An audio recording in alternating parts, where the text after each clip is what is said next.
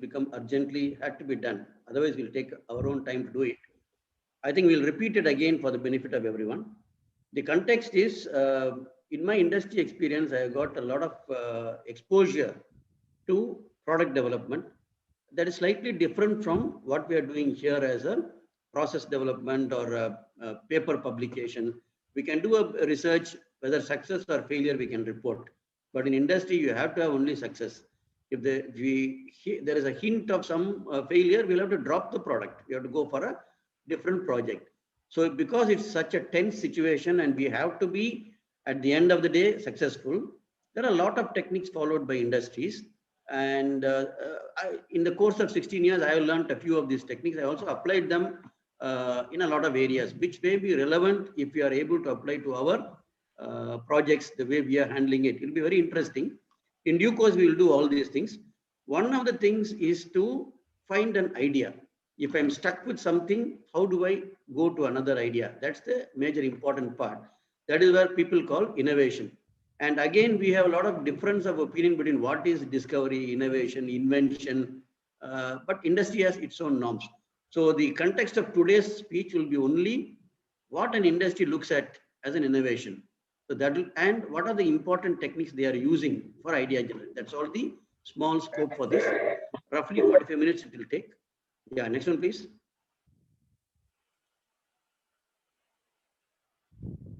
So this is a normal I normally take an expectation audit from the team, but because it's now virtual, I'm giving the outcomes itself.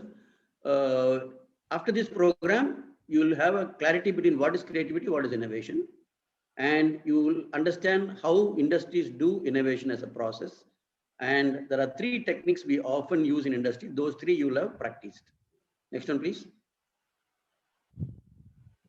So this is the major differentiation between the 3 things. If something is already existing and I found it out, we call it as a discovery. If it is not existing, but I did it myself, then it is called as a creativity or invention.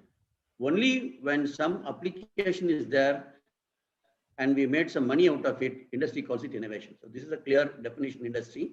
Anything that's not useful, there's no point.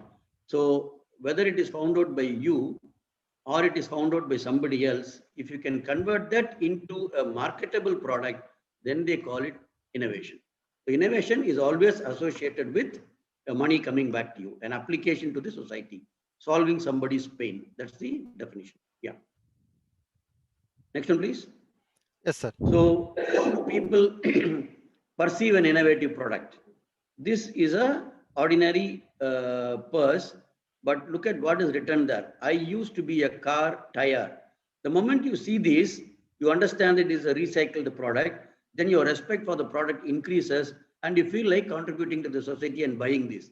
If you don't print this, maybe I will not buy this purse at all. So how do they perceive an innovative product or a service? I'll give you some examples. Next one, please. SSK, next one. Yes, sir.